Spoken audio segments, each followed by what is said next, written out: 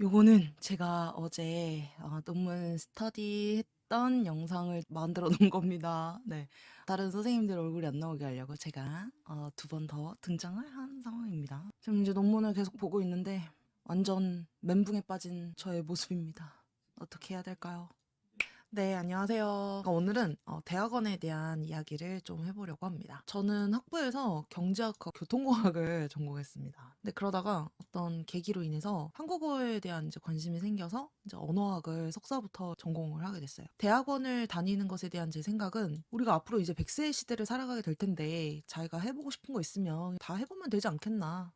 솔직히 이런 생각이 좀 있습니다. 그래서 뭐 배우고 싶은 게 있는데 그걸 배울 수 있는 방법이 있다면 뭐가 됐든 뭐 상관없을 것이다. 이렇게 이제 생각을 하고 있고요. 그런데 이제 학위를 위한 학위라고 생각을 한다면 그렇게 중요하지 않을 것 같다는 생각이 들기는 해요. 그래서 이제 저는 오늘 뭐 개인에게 있어서 대학원이 어떤 의미였는지 그걸 한번 좀 이야기를 해보려고 합니다. 제가 대학원에 처음 들어갔을 때 그때 석사과정이 되죠. 예, 그때는 그냥 호기심이었어요. 언어학이라는 것이 너무 궁금하고 국어 문법을 연구한다는 것이 되게 흥미로운 거예요. 관심이 좀 생겨서 좀 전문적으로 공부를 해보고 싶은데 그렇다고 해서 뭐 대학을 다시 들어가는 걸 할 필요는 없을 거다라고 생각을 해서 석사 과정을 바로 들어갔습니다. 그래서 이제 대학원을 들어가서 좋은 지도 교수님도 만나고 심리 언어학이란 분야로 공부를 재밌게 했죠. 그렇게 졸업을 했는데 박사 과정 들어갔을 때도 망설임이 없었어요. 왜냐면 이제 저희 집은 분위기가 공부하는 것을 굉장히 좀 장려하는 분위기예요. 공부를 시작했으면 끝까지 해야 된다. 박사 학위를 받아야 공부를 한 거다. 이런 식으로 쳐주는 분위기라서 박사과정을 들어가는 것에 대해서는 뭐 아무런 저항이 없었습니다. 중학교 들어가면 고등학교 가고 고등학교 들어가면 대학교 가듯이 그런 분위기처럼 이제 그냥 박사과정을 들어간 거예요. 그런데 그 박사과정을 들어가고 나서 졸업을 향해서 나아가다 보니까 이게 진짜 졸업하는 것이 쉽지 않구나. 이거를 굉장히 많이 느껴요.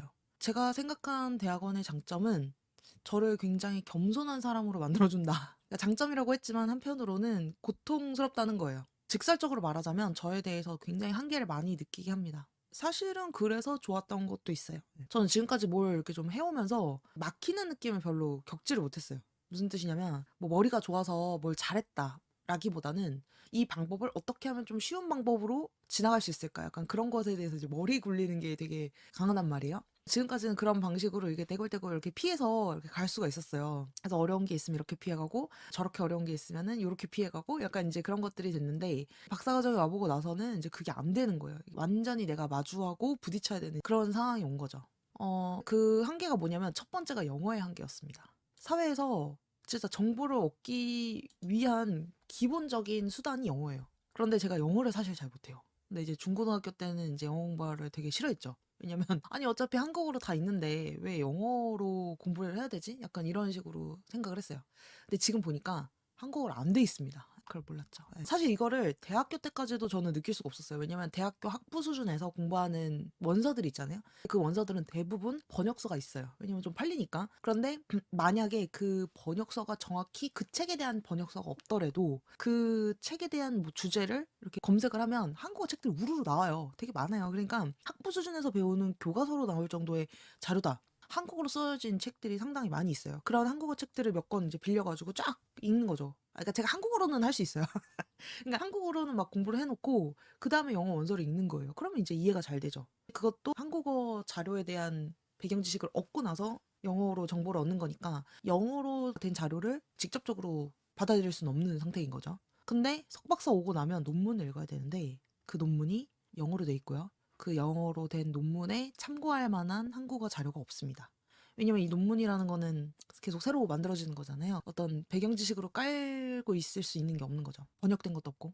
그러니까 이제 내가 조금만 더 공부를 해야겠다. 그러니까 여기서 조금만 더라는 거는 학부 이상으로 공부를 해야겠다라는 걸 의미하는 건데, 그러면 이제 내가 남보다 더 공부를 해야 될 것 같다. 이렇게 마음을 먹는 순간부터 영어가 무조건 필요합니다.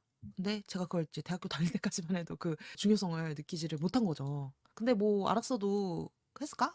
그때 이제 맞닥뜨린 게 아니니까 안 했겠죠. 근데 만약에 그걸 알았다면 중고등학교 때 조금 더 동기부여가 되진 않았을까 그런 생각은 합니다. 이렇게 영어가 어려워서 막 진짜 울면서 공부해요. 두통이 와요 진짜. 두통이 오면서 막 공부를 하는 거죠. 중고등학교 때 만약에 이런 걸라도 알았으면은 공부를 하면서도 의욕 있게 하지 않았을까? 그런 생각이 좀 들긴 합니다. 그리고 이제 두 번째로 느끼는 저의 한계는 수학입니다. 저는 인문사회 계열이니까 통계를 해야 된단 말이에요. 수학적 개념이 많이 필요한데 제가 수학이 진짜 너무 딸려요. 이 논리적인 과정, 실험 연구를 수행하기 위해서 어떤 기획이 필요한데 그게 모두 다 수학과 논리입니다. 근데 이제 제가 대학원 오기 전까지는 일반적인 사회생활 수준에서는 제가 되게 논리적이고 똑똑하다 이렇게 생각을 했는데 조금만 더 깊이 들어가면 똑똑한 사람 진짜 천지백갈이에요. 너무 많아요.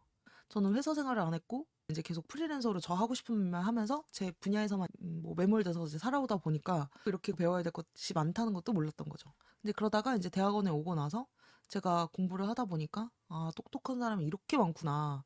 내가 이렇게 못하는구나. 그것도 이제 깨닫게 됩니다. 이번 실험 연구를 진행하면서 썼던 파이썬 코드입니다. 제 친구가 이렇게 다 검색을 챗 GTP에서 하면서 저를 도와줬어요. 감사합니다.